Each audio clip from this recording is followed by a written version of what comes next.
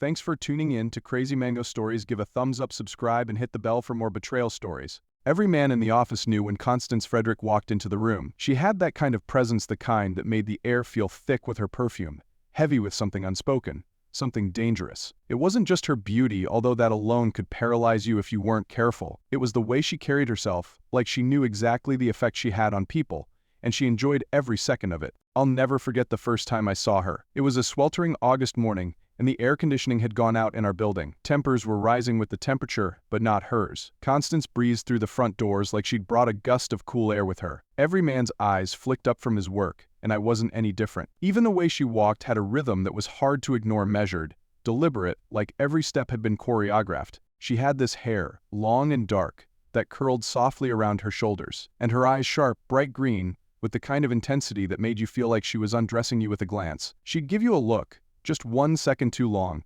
and your thoughts would start racing, filling in all the blanks with fantasies you shouldn't be having. The corner of her lips would curl up, as if she knew what you were thinking, and maybe she did, but I knew better. I kept my head down, kept my distance. Constance was married. There was that gold band on her finger, plain and dull, but it might as well have been a barbed wire fence, a barrier I had no business crossing. I'd been down that road before. I knew the wreckage infidelity left behind, the kind that could destroy you from the inside out. Still, there was something about her. Every time she passed by my desk, I could feel the heat rise in my chest, the pull of her presence. She wasn't even trying. That was the worst part. It was effortless for her. She didn't have to flirt, didn't have to bat her lashes or flash a smile. She just existed, and that was enough to make every man in the room lose his focus, including me. I'd catch her staring at me sometimes from across the office. She'd lean back in her chair, casually glancing up from her computer screen, her eyes locking onto mine. My stomach would tighten, and I'd immediately look away, trying to shake off the feeling, but it would linger, like smoke after a fire, curling its way into my thoughts. We hadn't spoken much, just small talk, the usual polite exchanges when she needed something printed or signed, but there was an underlying tension there, something thick and electric. And yet, I couldn't bring myself to act on it, couldn't let myself get drawn into her orbit. She was a flame, and I'd been burned before. That's where my hesitation came from. I had been that man once before, the one tangled in the web of another woman's betrayal. My ex-wife, Amanda, had taught me that lesson the hard way. I still remembered the day she sat me down, eyes filled with regret. But not enough to stop her from saying the words. She had fallen for someone else. Someone who wasn't me. I never wanted to be on the other side of that story. I'd been betrayed.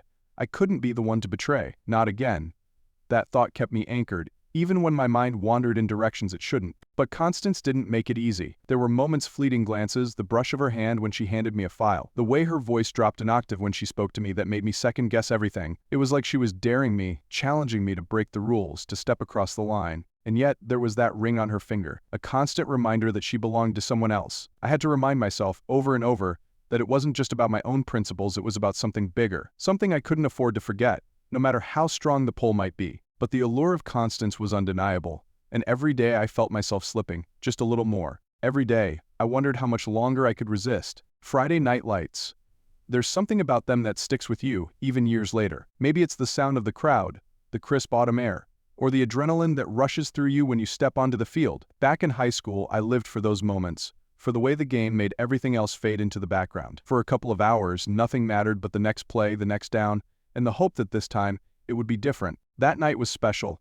It wasn't just another game, it was the game. The last one of the season, the one that would decide whether we made it to the playoffs. And the stands were packed, buzzing with excitement, anticipation thick in the air. I could hear my name being shouted, could feel the eyes of the whole town on me, but there was only one person I cared about, Amber. Amber Walker had been the girl of my dreams for as long as I could remember. She wasn't like the other girls, at least not to me. She was soft in all the right ways, with this golden blonde hair that seemed to glow under the stadium lights, and those eyes blue, bright, and full of a kind of warmth that made you feel like everything was going to be all right, even when it wasn't. She didn't have to do much to stand out. Her quiet confidence spoke louder than any cheerleader's screams. She'd sit in the stands, somewhere in the middle, never front and center, but somehow always where I could see her. I had never really spoken to her, not more than the casual hellos and small talk that never went anywhere. But that night, I told myself things were going to change. It wasn't just about the game anymore, it was about her. I had this crazy idea that if I could pull off something big, if I could be the hero on the field, maybe I'd finally have the guts to talk to her. Maybe she'd see me in a different light. Youthful hope, it's a powerful thing. The game was a nail-biter, back and forth the whole time, Both teams grinding it out, no one giving an inch. By the fourth quarter, we were down by 6, and we had the ball. Coach called a timeout, and we all huddled up, panting, sweat dripping down our faces. I remember Coach looking me dead in the eye and saying, "Mitchell, this one's on you. You make that throw, we win.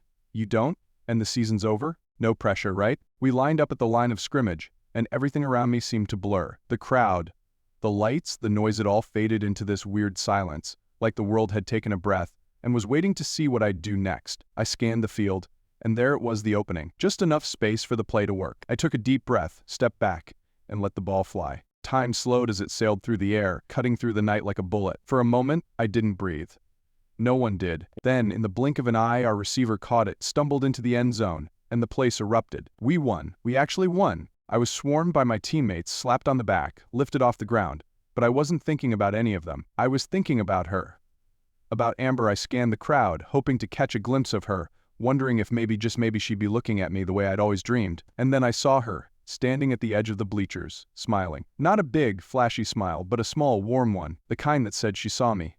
Really saw me. After the game, I hung back, waiting for the crowd to thin out. I had never been good at making the first move, but something in me felt different that night. I felt invincible, like nothing could go wrong. I'd just won the biggest game of my life, and Amber had been there to witness it. It was now or never. I was leaning against the chain-link fence, still buzzing with adrenaline, when I saw her walking toward me. Amber, in her faded denim jacket, and that scarf she always wore, looking like a scene out of a dream. She stopped just a few feet away, close enough that I could smell the faint scent of vanilla from her perfume. "You played really well tonight," she said, her voice soft but clear. I remember grinning like an idiot, not sure what to say, so I just blurted, "Thanks, I was hoping you'd notice." There it was, awkward, clumsy, but honest. She laughed. This light, easy sound, and suddenly the tension that had been building all night just melted away. "I always notice," she said, her eyes meeting mine, and for a second, I felt like I was the only person in the world. We talked for a while after that about the game, about school, about nothing and everything all at once. And for the first time, I wasn't just some guy with a crush on the girl of his dreams. I was Robert Mitchell, the guy who had just won the game, and Amber Walker was standing right there with me, like we'd always been meant to find each other. When she left that night, I walked home with a stupid grin on my face, my head spinning with hope. I felt like a hero, like I could take on the world, and nothing could bring me down. Everything seemed perfect. I was 18, standing on the edge of the rest of my life, and for the first time, I believed that maybe, just maybe, I'd get everything I'd ever wanted. If the night of that football game had been the highest point of my teenage years, the day Amber broke my heart was the lowest. It's strange how life works, how you can go from feeling like the world is at your feet to feeling like it's crumbling beneath you. I should have seen it coming, but hope has a way of blinding you to the things you don't want to see. Amber and I started dating right after that night. For a while, everything was as perfect as I had imagined it would be. We'd go to the diner after school, sit in the same booth, share a milkshake like something out of an old movie. People in town started calling us the couple. I was proud of that. For the first time, I had someone I felt connected to, someone who made the world seem a little less daunting. But there were signs, little things that I ignored. She wasn't as committed as I was, I think. There were nights when she wouldn't text back, days when she seemed distant, and I could never quite figure out why. I'd ask her what was wrong, and she'd give me that smile of hers, the one that made me believe everything was fine, even when it wasn't. Then, one day, it all came crashing down. We were sitting in her car, parked by the lake where we usually went to talk and get away from the world for a while. It was a gray, overcast afternoon, the kind that seems to set the mood before you even know what's coming. She was quiet that day, quieter than usual. I could feel the tension, but I didn't want to push. I never did when it came to her. I think deep down, I was afraid of what I might hear. "I need to talk to you about something," she finally said, her voice low and careful. My stomach tightened. "Okay, what's up?" She stared out at the lake for a long moment, her fingers nervously drumming on the steering wheel. "I've been thinking. We've been together for a while now, and I don't know how to say this without it sounding bad, but I want to see other people." The words hit me like a punch to the gut. My heart stopped for a second, then started racing. I could barely process what she was saying. "Other people," I managed to choke out. "What does that even mean?" Amber sighed, turning to face me, her eyes soft but unwavering. "I still want to be with you, Rob. You're important to me. But I think we're too young to be tied down.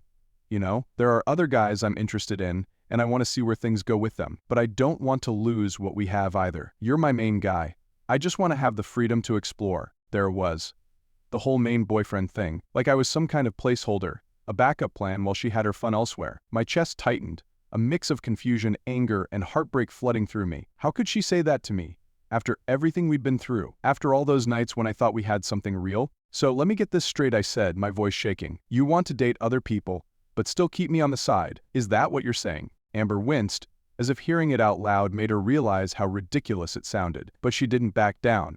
"I don't want to lose you, Rob. I want to experience more before I settle down. It doesn't mean I care about you any less." I couldn't believe what I was hearing. It felt like someone had pulled the ground out from under me. The girl who had been everything I'd dreamed of, the girl I thought I was building a future with, was telling me I wasn't enough, that she wanted more than me. I don't remember much of what I said after that, maybe because it wasn't worth remembering. I was too blindsided to argue, too heartbroken to fight. All I could do was sit there, staring at her, wondering how the hell things had gone so wrong. When I finally left her car, it felt like I was walking in slow motion, like the world had shifted and I wasn't part of it anymore. The days that followed were a blur. I tried to avoid her at school, tried to push the thought of her being with other guys out of my head, but it was impossible. I had never felt betrayal like that before, never had my heart ripped out so cleanly. I couldn't look at her without seeing all the things I wasn't, all the things she thought she could find in someone else. And then her father showed up at my door. It was a Saturday afternoon, a couple of weeks after Amber and I had officially broken up. I was sitting in the living room, staring blankly at the TV, when I heard the knock. I opened the door to find Mr. Walker standing there, his expression hard, his jaw clenched like he had something to say that he'd been holding back for too long. "Can I come in?" he asked, his voice tense. I didn't know what to say. He wasn't a man I'd ever talked to much, but I could tell this wasn't a social visit. I nodded and stepped aside, letting him in. We sat down at the kitchen table, the silence between us thick and uncomfortable. "I heard what happened between you and Amber," he said finally, his eyes fixed on me. "She told me everything." Everything, I asked, my voice quiet, unsure of where this was going. "She told me how she's been seeing other guys, how she broke up with you," and he paused, rubbing his temples like he was trying to hold back the rest of what he wanted to say. "Look, Robert, I'm sorry. I didn't raise her to do things like this, but I guess kids make their own choices." There was a long pause, and for a moment I thought maybe he was going to apologize for her. Maybe he would say something that made this all make sense, something that would take the sting out of what had happened, but he didn't. Instead, he just looked at me with this sad, resigned expression, like he knew nothing he could say would fix it. "I just wanted you to know," he added quietly, "you're a good kid, Robert. You didn't deserve this." I didn't know what to say. Part of me wanted to thank him, but the words wouldn't come. All I could think about was how Amber had walked out of my life and how I'd never really understood why. And sitting there, across from her father, it hit me this wasn't just about Amber, it was about something bigger. Something inside me had shifted, something that would never be the same again. When he left, I sat there at the table for a long time, just staring at the empty chair across from me. The boy who had felt like a hero after that football game, the boy who thought he could take on the world, was gone. In his place was someone else, someone who knew better now, someone who had learned the hard way that love wasn't always what it seemed, and that trust could be shattered with just a few careless words. From that day on, I started to distance myself from people, from relationships. I had given my heart once, and it had been torn apart. I wasn't sure I could ever trust someone like that again, and a part of me wasn't sure I even wanted to. Life has a funny way of bringing people back into your world, even when you think they're long gone. After high school, I hadn't expected to see Amber again. We had gone our separate ways, she to college, and I stayed back, working odd jobs and trying to figure out my place in the world. I thought I'd moved on, buried the hurt she caused, but when she walked back into my life, all of that came rushing back. It was a warm spring evening, the kind where the sun hangs low and paints everything in a golden glow. I was at a friend's party, trying to relax after a long week, when I saw her across the backyard, Amber Walker. She hadn't changed much, her hair still that soft shade of gold, her eyes still that same piercing blue that had always stopped me in my tracks. She was talking to a group of people, laughing at something someone said, but then, as if she sensed me looking, her eyes met mine. In that moment, it was like no time had passed. All the pain, all the memories of what we had, and what we lost, hit me in a wave. I wanted to look away, to walk in the opposite direction, but I couldn't. She held my gaze, and for a brief second, she smiled. Later that evening, she found me. I was nursing a drink in a quiet corner of the backyard when she approached, her hands nervously tucked into the pockets of her jacket. "Hey, Rob," she said, her voice soft and cautious, like she wasn't sure how I'd respond. "Amber," I replied, unsure of what else to say. Part of me was angry, still holding on to the bitterness of our breakup, but the other part, well, that part was just happy to see her. We talked for hours that night, about everything and nothing all at once. She told me about her life after high school, about the people she'd met, the places she'd been, and I listened, trying to reconcile the girl I had once loved with the woman sitting in front of me. Somewhere between the stories and the laughter, I realized something. Despite everything, I still had feelings for her, and from the way she looked at me, the way her hand grazed mine as we talked, I knew she felt the same. It wasn't long before we were back together, like the years apart had never happened. Everything was so easy with Amber, like slipping into a familiar rhythm. She apologized for the way things ended back then, and I accepted it. I wanted to believe that we were older now, wiser, and that we could finally make it work. After I finished college, we got married. It was a small ceremony, nothing extravagant, just a few close friends, family, and the two of us standing under a canopy of trees, promising forever. I remember the way she looked at me that day, her eyes shining with the same warmth that had always drawn me in. In that moment, I believed her. I believed in us. For the first couple of years, life felt perfect. We got a house in the suburbs, the kind with a white picket fence and a backyard that stretched out just far enough to give us a little breathing room. I'd come home from work and she'd be there, smiling, waiting for me at the door like she couldn't wait to see me. We had our routines, our quiet evenings together, and I let myself fall into the comfort of it all. It felt safe, like everything I'd ever wanted. But then, the business trip started. Amber had taken a job with a marketing firm shortly after we got married, and at first, it was local work, nothing that took her too far from home. But soon enough, her job started requiring her to travel more. A weekend here, a few days there. At first, it didn't bother me. I was proud of her, proud that she was moving up in her career. I'd kiss her goodbye at the airport, tell her to be safe, and she'd always come back with stories of the cities she'd been to, the clients she'd met. But as time went on, something changed. The trips became more frequent, longer. She'd leave for a week, sometimes more. And when she'd come back, she was different, distant, distracted. She'd sit with me on the couch, but it was like her mind was somewhere else. I tried not to think too much of it, told myself it was just work stress, the pressure of her job getting to her. But there were nights when she wouldn't call, wouldn't even text to let me know she'd landed. And when she did call, her voice sounded far away, not just in distance, but in the way she spoke, like she was somewhere else entirely. I should have seen the signs. I should have noticed the way she'd avoid eye contact when I asked her about her trips, the way she'd brush off my questions with vague answers. But I didn't want to believe it. We were married. We had promised each other forever. I told myself it was just a rough patch, that things would go back to normal. One night, I woke up to find the other side of the bed empty. Amber had left for a business trip a few days before, but she was supposed to be back that evening. I had waited up for her, but she never came home. I grabbed my phone, dialing her number, but it went straight to voicemail. I tried again, but nothing. I stayed up the rest of the night, pacing the living room, glancing at the clock every few minutes, waiting for some sign that she was okay. I told myself she had probably just gotten delayed, maybe her flight was late, or she had to stay an extra day. But deep down, there was a nagging feeling I couldn't shake, a sense that something was wrong, something I didn't want to admit. When Amber finally came home the next afternoon, she was apologetic. She said her meeting had run late, that she didn't want to wake me by calling in the middle of the night. I nodded, pretended to understand, but the sinking feeling in my stomach didn't go away. There were more nights like that, more unanswered calls, more trips where she'd come back quieter, more distant than before. And yet, I still clung to the idea that we were fine, that this was just a phase,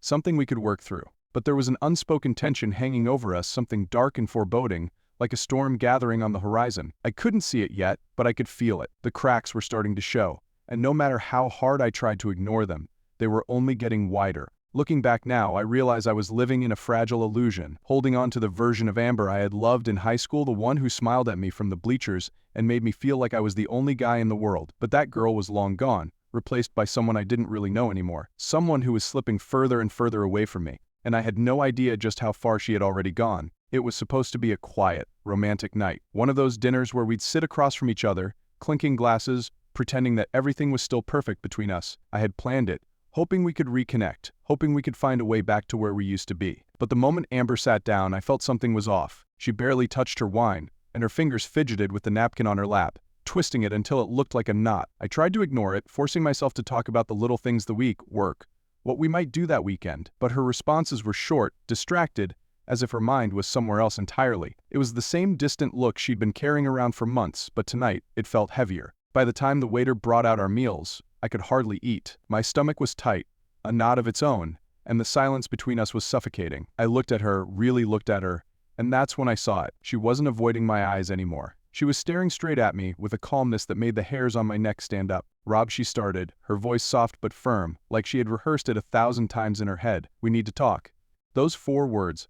I've heard them before in other people's stories, but they're different when they're aimed right at you. They come at you like a freight train, and no matter how much you brace for impact, you're never ready. I set my fork down, my mouth suddenly dry. "Okay," I said, barely above a whisper. "What's going on?" She took a deep breath, exhaling slowly, her eyes never leaving mine. I think we should get a divorce." The word hit me like a punch to the gut. I felt the air rush out of my lungs, and for a second, I just stared at her, my brain struggling to catch up with what she'd just said. Divorce. Divorce. How could she be saying that, after everything we'd been through, after all the years we'd spent building this life together? I swallowed hard, my voice low and shaky. "What?" Amber, where is this coming from? She sighed, looking down at the table, her fingers still twisting the napkin. It's been coming for a while, Rob, you know that. No, I said, shaking my head.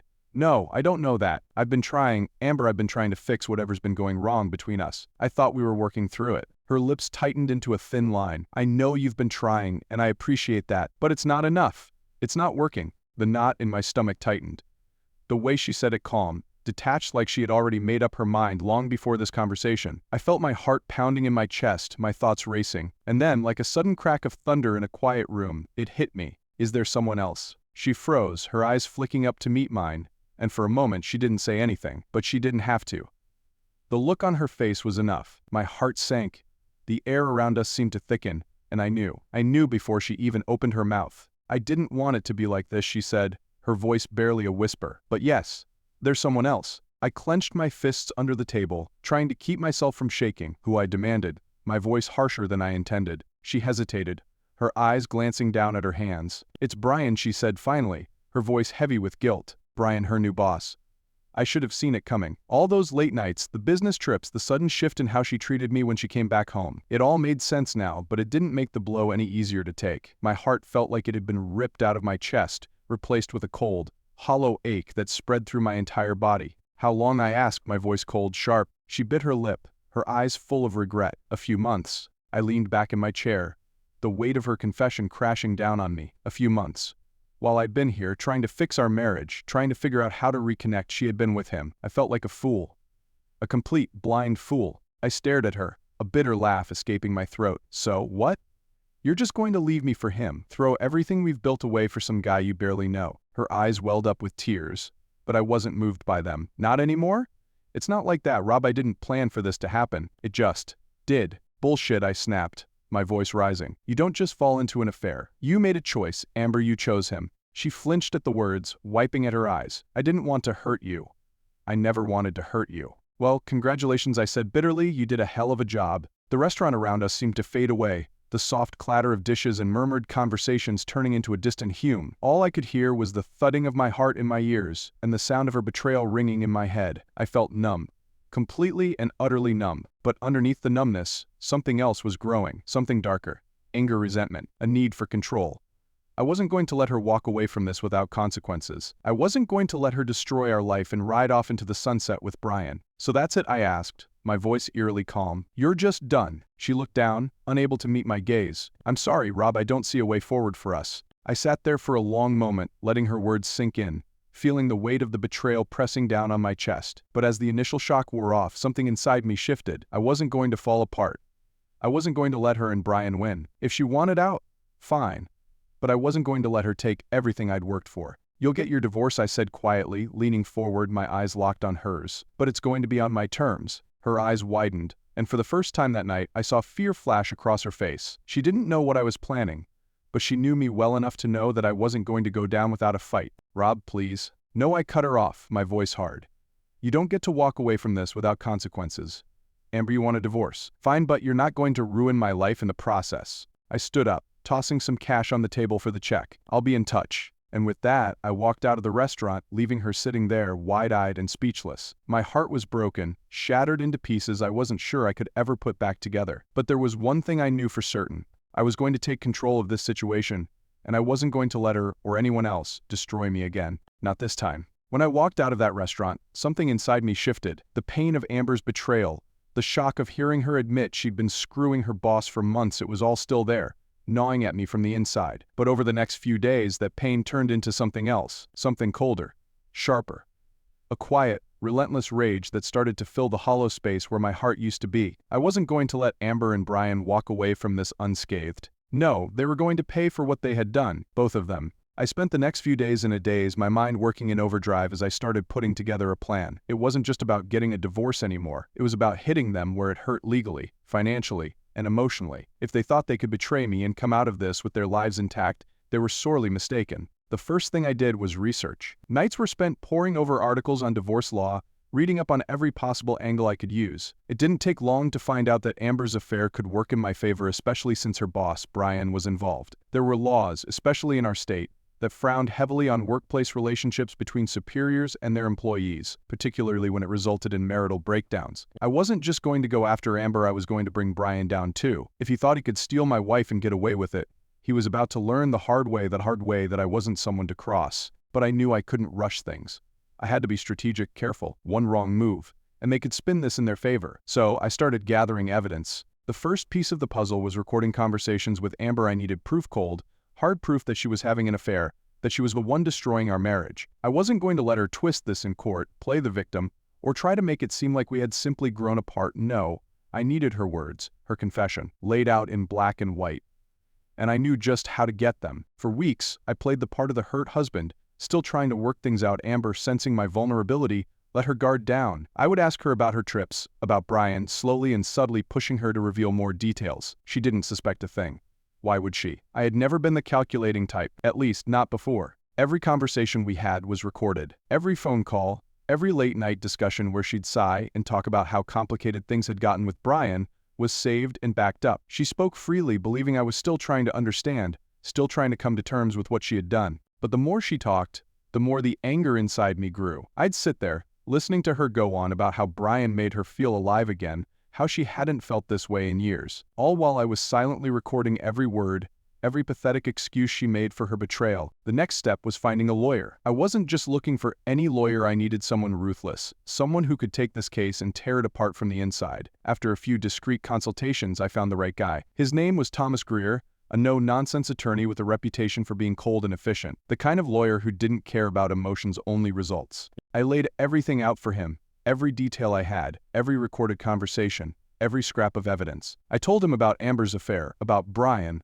about how I suspected their relationship had violated company policy. Greer listened quietly, nodding as I spoke, his expression unreadable. When I finished, he leaned back in his chair, tapping his fingers against the desk. "You've got a solid case here," he said, his voice cool and detached, "but you're going to need more than just recorded conversations. If we're going after Brian, we need something that links him directly to the collapse of your marriage." I knew what he meant. The recordings were a start, but I needed more concrete evidence: emails, text messages, anything that could show Brian had knowingly pursued Amber while they worked together, despite the company's strict policies. Luckily, Amber wasn't exactly careful with her phone. One night, while she was in the shower, I took her phone and scrolled through her messages. My hands were shaking as I did it, a mix of anger and fear twisting in my gut. I knew what I'd find, but seeing it in black and white still made my blood boil. There were texts between her and Brian, dozens of them, late-night messages where they talked about their secret meetings, about how much they missed each other when they were apart. The words stung, but they were exactly what I needed. I took screenshots of everything and sent them to myself, making sure there was no trace left behind. Once I had the texts, Greer and I built the case. We filed for divorce on grounds of infidelity, and Greer drafted a letter to Brian's company, notifying them of the affair. It wasn't just a letter, it was a warning. We hinted at the possibility of legal action, the threat of bringing this to light in a very public way. If Brian wanted to avoid a scandal, he'd have to pay, and pay handsomely. But it wasn't just about the money, it was about making them face the consequences. Amber had thrown away our marriage for a fling with her boss, and now they were both going to pay the price. When the letter reached Brian, it must have hit him hard. I knew he was a rising star at his company, a guy with everything to lose if word got out that he had been screwing around with one of his employees. The phone calls started soon after, first from Brian's lawyer, then from Amber. She was furious. She stormed into the house one evening, her face red with anger, slamming the door behind her. "What the hell are you doing, Rob?" she yelled, her voice shaking. "You're going to ruin his career." I looked at her, my face calm, my voice cold. "He ruined my marriage. You both did." She stood there, stunned for a moment, before her expression twisted into something between anger and desperation. "This isn't you," she said, her voice quieter now, pleading. "You're not this kind of person. Why are you doing this?" I stood up, crossing the room until I was right in front of her, close enough to see the fear in her eyes. "Because you destroyed everything we had. Amber, you and Brian, now you're going to pay for it." She didn't know what to say. For once, she didn't have a comeback, didn't have some excuse or explanation. She just stood there, staring at me like she didn't recognize the man standing in front of her. And maybe she didn't. Maybe I didn't either, but that didn't matter. Not anymore. By the time we went to court, I had everything lined up perfectly. The recordings, the texts, the evidence of the affair, all of it was presented in brutal detail. Amber's lawyer tried to downplay it, but the facts were there, and they were undeniable. As for Brian, he had been forced to resign from his position to avoid a public scandal. The company didn't want to be associated with the mess, and Brian had quietly slipped out of the spotlight. In the end, I got what I wanted. The divorce was granted on my terms, and I walked away with more than just my dignity intact. I had exposed them for what they were: liars, cheaters, and I had taken control of the narrative. But as I left the courtroom that day, watching Amber walk out of my life for good, I couldn't help but wonder if it had been worth it. I had won the battle, yes. But I was left standing in the wreckage of what had once been my life, with nothing but cold satisfaction to keep me company. And somewhere deep down, I knew that while I had gotten my revenge, the scars of this betrayal would stay with me far longer than any legal victory ever could. The courthouse doors slammed behind me, the echo bouncing off the marble floors as I walked out, feeling the weight of months of pain, betrayal, and anger lifting off my shoulders. For the first time in what felt like an eternity, I could finally breathe. It was over. The divorce, the lawsuits, the ugly mess that had consumed my life, all of it was behind me now. Amber was standing outside, talking to her lawyer, her face pale and drawn, the confident woman I once knew now reduced to someone I barely recognized. She caught sight of me, and for a second, our eyes met. There was no anger in her gaze anymore, no desperation or guilt, just exhaustion. She had lost, and she knew it. I had won. But standing there, staring at her, I didn't feel the triumph I thought I would. Instead, all I felt was relief. Cold, hard relief that this chapter of my life was finally over. I walked past her without a word, my lawyer at my side, the two of us making our way toward the parking lot. I heard her call my name, faint and unsure. Rob? I stopped, but I didn't turn around. I didn't want to give her the satisfaction of a conversation. Still, something in me couldn't just walk away. Not yet. I turned slowly, meeting her gaze one last time. She stepped forward, her eyes searching mine, as if she was looking for the man she used to know, the one she thought she could manipulate and fool. But that man was gone. "I'm sorry," she said softly, her voice cracking. "I know I messed up. I know this is my fault." I said nothing, just stared at her, waiting for whatever excuse or explanation she would try to offer. But there was nothing left to say. Not really. We had been through hell, and now there was only the wreckage left behind. I didn't mean for things to end like this," she continued, her voice trembling. "I never wanted it to get this far." I let out a bitter laugh, shaking my head. "You didn't want it to end like this," I repeated, my voice cold. "Amber, you were the one who cheated. You were the one who threw everything away for a fling with your boss. You made your choice. Now you have to live with it." She flinched at my words, but I didn't care anymore. The part of me that had once loved her, that had been destroyed by her betrayal, was dead. I didn't owe her anything, no forgiveness, no kindness, nothing. "I know," she whispered, tears welling up in her eyes, "but I did love you, Rob, I did." I stared at her, feeling nothing but emptiness in the space where my heart used to be. "You loved me?" I shook my head, the words bitter in my mouth. "No, Amber, you didn't. If you loved me, we wouldn't be standing here right now." She started to say something else, but I didn't want to hear it. I'd heard enough lies, enough excuses to last me a lifetime. "This is it," I said firmly, my voice steady. "We're done. You got what you wanted. You wanted out? You're out." I turned and walked away, leaving her standing there, watching me disappear from her life for good. And I didn't look back. Not once. Brian wasn't much of a concern after that. He had tried to fight the lawsuit at first, but the evidence was stacked against him, and his resignation from the company only added fuel to the fire. The company settled quietly, eager to distance themselves from the scandal. Brian lost his career, his reputation, and by the end of it, he was nothing more than a footnote in the mess he and Amber had created. I never saw him again after the court proceedings. There was no dramatic confrontation, no final showdown between the two of us. He wasn't worth my time. Not after everything that had happened. The damage was done, and he had paid the price. A few weeks after the final court date, I sat in my now quiet house, the silence somehow soothing. The divorce had been brutal, and the settlement wasn't exactly what I had hoped for. But in the end, I walked away with enough to rebuild, enough to start over, and that's all I needed. I thought about everything that had led me to this point: the football game that had brought Amber into my life, the bittersweet years we had spent together, the pain of her betrayal. It all felt distant now, like the fragments of a dream that had slowly dissolved over time. The hurt was still there, buried deep, but it didn't control me anymore. It didn't define me. For so long, I had let my relationships with women, first Amber, then Constance, shape who I was. I had been burned, betrayed, and broken more times than I cared to admit. But through it all, I had learned something. I had learned what I could survive. I stood up, walked out onto the back porch, and looked out at the setting sun. The sky was painted in shades of orange and pink, and for the first time in what felt like forever, I felt free. Free from Amber, free from the toxic mess that had consumed my life, free to move on. I wasn't the same person I had been before all of this. I was more cautious now, more guarded. The scars were still there, and I knew they always would be. Trust wouldn't come easy, not anymore. But there was a sense of peace in that. I didn't need to rush into anything. I didn't need to find someone else to fill the void Amber had left behind. I could stand on my own. I had been through hell, and I had come out the other side. And as the sun dipped below the horizon, casting the world in a warm, golden glow, I felt something I hadn't felt in a long time. hope, because for the first time in years I was ready to start over, on my own terms. And this time, no one was going to tear me down.